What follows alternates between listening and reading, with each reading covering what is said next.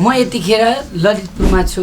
यो ललितपुर 7 बाटो, त्यसबाट भित्र जाने चापागाउँ दोबाटोमा छौँ। दीपक कार्की र शोभा घिमिरेको यो उद्यमशीलताले आज हामी इन्द्राणीको केही सानो टिम, युवराजजी, म, भूपेन्द्र घुम्न आउँदाखेरि एउटै घरभित्र नेपालका 52वटा जिल्लामा उत्पादन भएका हरेक उद्यमीले, साना उद्यमीदेखि लिएर विशेष खालका क्षमता राख्ने उद्यमीले उत्पादन गरेका चिजहरू, सामग्रीहरू, सानो डोको, डालो, चोयो अनि छाप्रीदेखि लिएर हरेक ढिक्की जाँतोसम्म हरेक खालका गाउँमा उपभोग जुन हाम्रो पुर्खौँदेखि गरेर हरेक नेपालका आफ्नै ठाउँमा हरेक खालका सामग्रीहरू हुन्थे। ती बाबुबाजेको पालादेखिका ती आज एकै ठाउँमा देख्दा ओहो दीपक कार्कीज्यू तपाईँलाई स्यालु। यति राम्रो एउटै खानामरीहरू त कति धेरै बनाउनु भएको छ। खानी अचारदेखि लिएर लाउने मलाई अलि झ्याप्प लगाइदिइहाल्नु भयो यहाँ आउँदा साथ।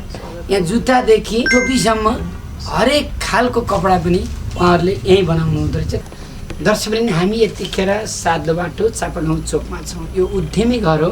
यो उद्यमी घरमा 5 तला छ।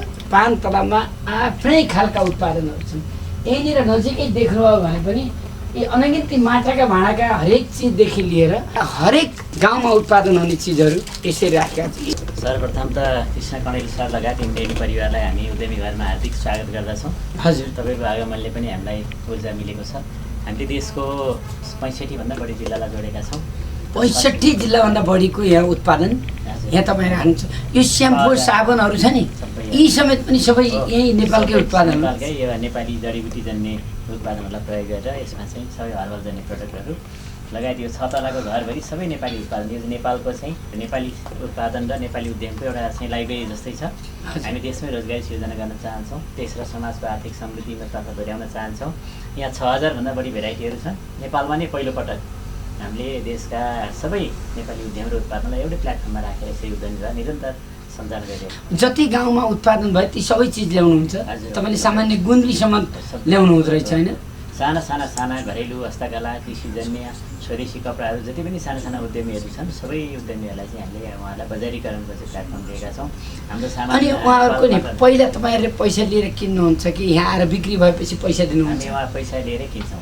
पहिला पैसा लिएर होलसेलमा किन्नुहुन्छ? होलसेलमा किन्छौँ। हाम्रो यहाँ रिटेलमा हुन्छ। यहाँबाट पनि हामी होलसेलमा नि फेरि बाहिर पठाउँछौँ। केही सामान हाम्रो यहीँ पनि उत्पादन हुन्छ। नेपालमा त नभएर विश्वका अमेरिका, अस्ट्रेलिया, क्यानाडा, युरोपका धेरै देशहरू, जापान, कोरिया धेरै ठाउँमा चाहिँ हामीले नेपाली सामान चाहिँ निरन्तर यहीँ जुन माथि कपडा बुन्दै हुनुहुन्थ्यो नि, हो, हेमको कपडा, अल्लोको कपडा, ढाकाको कपडा, कटनको कपडा, खादीको कपडा, जो चाहिँ नेपालमै नेपाली दाजुभाइ दिदीबहिनीहरूले त्यो बन्नुहुन्छ। नेपालकै स्वदेशी फेब्रिकहरू त्यसमा प्रयोग गरिन्छ। नेपालमा यसै गाउँघरमा खेर गइरहेका कच्चा सामग्री जो प्राकृतिक रेसाबाट वन पैदावारमा आधारित उद्यमहरूलाई पनि हामीले जोडेर केराको रेसा, बाँसको रेसा, अल्लाको रेसा, गाजाको रेसा, भिमलको रेसा, हात्तीको रेसाहरू, सबै रेसा, केतुकीको रेसाको रेसाहरू सबै हामीले प्राकृतिक रेसा, बाँस जन्ने वस्तु पनि सबै काठबाट बनेका, बाँसबाट बनेका स्वदेशी कपडाहरू, जुन खालका यस्तो आर्टहरू नेपाली कला संस्कृतिको यो चाहिँ सङ्गम हो धेरै ठाउँबाट। अनि यहाँ बिक्री कति हुन्छ भन्नुहोस् त? बिक्री राम्रो छ। अब एक त पहिलो कुरा त यहीँ स्वदेशमै नेपाली दाजुभाइ दिदीबहिनीहरू उहाँहरूले असाध्यै माया गर्नुहुन्छ। सरकारी निकायमा पनि हामीले विभिन्न खालका चिनो, विभिन्न खालका सामानहरू बनाउँछौँ। जस्तै यो मोजा छ नि, यो मोजा के को बनाउनु भएको? यो हेमको मोजा। हेम भन्नाले के बुझ्छ? जस्तै यो गाउँघरमा चाहिँ यो भाङ, गाँजा, त्यसको चाहिँ लोक्ता हुन्छ, लोक्ताबाट बनेको रेसाबाट बनेको। कुन जिल्लामा बनायो यो मोजा? यो चाहिँ बजाङ बाजुरा साइडबाट हामीलाई यो धागोहरू आउँछ। अनि यो चाहिँ काठमाडौँमै बुन्छ। कहाँ छ यसको बुन्नीको कारखाना? काठमाडौँको धेरै ठाउँमा छ। यता सीताबाइला पनि छ, बुढानीगञ्ज साइडमा पनि छ, यता ललितपुरको यता धापाखेल बाँडेगाउँ साइडमा पनि छ। यो चाहिँ हाम्रो यही हाम्रो गाँजाको रेसाबाट यसलाई चाहिँ मोजा बनाइन्छ, जुन चाहिँ यो गनाउँदैन, खुट्टाहरू पोल्दैन। अनि यहाँ विभिन्न छाला सम्बन्धी रोगहरूबाट पनि यसले न्यूनीकरण गर्छ। यो हजुरले लगाइसकेपछि यो अरू मोजा लाउनै मन लाग्दैन। 200 रुपियाँमा यति राम्रो मोजा हामीले धमाधम यहाँबाट वितरण गरिरहेको छौँ। हरेक चिज बिक्री भएको छ? हरेक चिज बिक्री भएको छ। असाध्यै राम्रो सपोर्ट छ। Made in Nepal, Nepali product भनेपछि विदेशीहरूले असाध्यै मन पराउनुहुन्छ। देश तथा विदेशमा चाहिँ असाध्यै राम्रो यसको चाहिँ माग छ। हामी निरन्तर यसमा चाहिँ लागिरहेको छौँ। हजुर, अनि कापीहरू पनि यहीँ बनाउनुहुन्छ? हो, नेपाली कागजको डायरी। नेपाली कागजको डायरी होइन? नेपाली लोक्ता। यो लोक्ताबाट अहिले पनि लोक्ताको बनाउने सिन्धुपाल्चोक, दोलखा, विभिन्न जिल्लामा चाहिँ यस्तो हुन्छ। भक्तपुर साइडमा पनि त्यहाँ जस्तो हाम्रो वन जङ्गलमा यसै त्यो खेर गइरहेका जस्तै बाबियो भयो विभिन्न खालको लोकताहरू भयो बाबीको पनि भन्छ यो बाबीको पनि भन्छ हजुर त्यस्तै खालको नेपाली कागजको डायरी भन्छ यसको पनि असाध्यै माग छ यो चाहिँ अब ह्यान्डमेड भयो यो चाहिँ अर्ग्यानिक भयो यो विदेशमा बिक्री हुन्छ कि नेपाल विदेशमा पनि जान्छ नेपालमा पनि अनि जान्छ यी ठेकीहरू कहाँबाट दारका ठेकी यो चाहिँ यो हाम्रो यहाँ गोर्खा गिठीको हजुर गोर्खा धादिङ ताप्लेजुङ इलाम विभिन्न ठाउँबाट चाहिँ यो चाहिँ चौथी हजुर चौथी हर्पे हो हर्पे जुन चाहिँ अब हजुरको घिउ राख्नको लागि तेल राख्नको लागि पहिला हाम्रो पुर्खा हुन्छ नि बाबु बाजेहरू किन हाम्रो घर यिनै हुन्छ स्वास्थ्य हुनुभयो किन निरोगी हुनुभयो भन्दा उहाँहरू यस्तै खालको अर्ग्यानिक चिज प्रयोग गर्नुहुन्थ्यो खानेकुरा त्यस्तै अर्ग्यानिक हुन्थ्यो लाउने कुरा त्यस्तै हुन्थ्यो तब नै उहाँहरू स्वस्थ हुनुहुन्थ्यो 50-90 वर्ष 100 वर्षसम्म पनि उहाँहरू चाहिँ मस्तीसँग चाहिँ बाँच्न सक्नुहुन्थ्यो अब यो मह फेरि कहाँको दार्चुलाबाट प्योर हो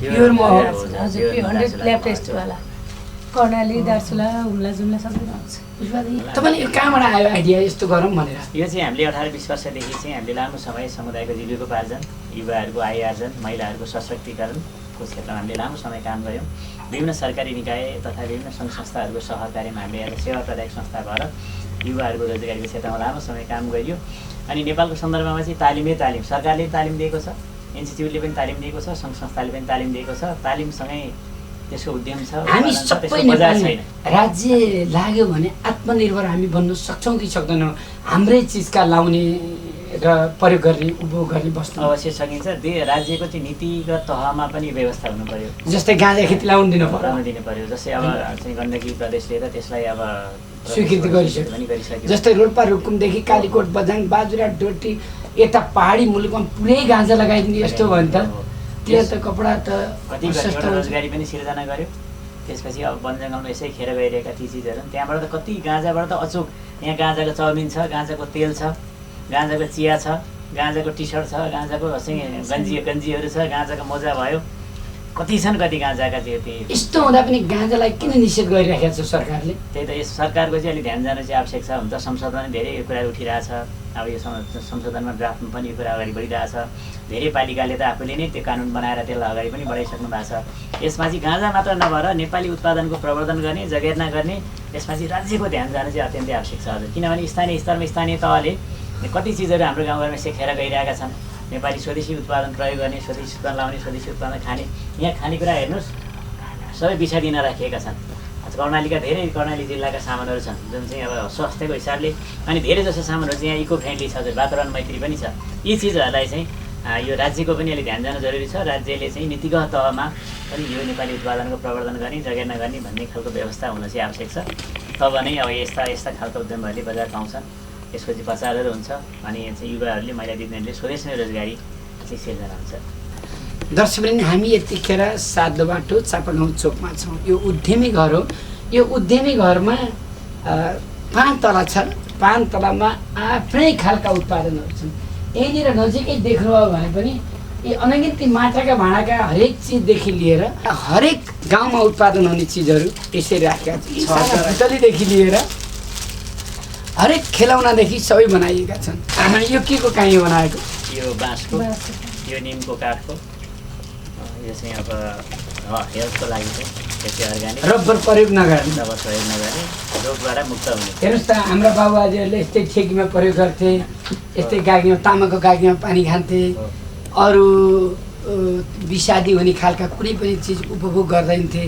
तब हाम्रो बाबुआजीलाई क्यान्सर लाग्दैन थियो मृगौला फेल भएको पनि त्यति थाहा हुँदैन थियो जति काम गरेर पनि उनीहरू सशक्त हुन्थे यस कारण आजको यो उद्यमी घरबाट अर्कोचोटि आउँदा विशेष कार्यक्रम तपाईँका साथमा देखाउने गरेर आज जुन मलाई बोलाउनु भयो यहाँलाई धेरै धन्यवाद हिँड्दै जेठ पसियो साह्रै राम्रो यहाँको यो जुन खालको नेपालप्रतिको जुन भाव छ देशलाई समृद्धिमा आत्मनिर्भरमा लैजाने समृद्धिका लागि आत्मनिर्भरताका लागि यी कार्यक्रम इन्द्रणी सेवा सन्देश र मनोरञ्जन भन्छौँ हामी एकदम आत्मनिर्भर बनाउँ धन्यवाद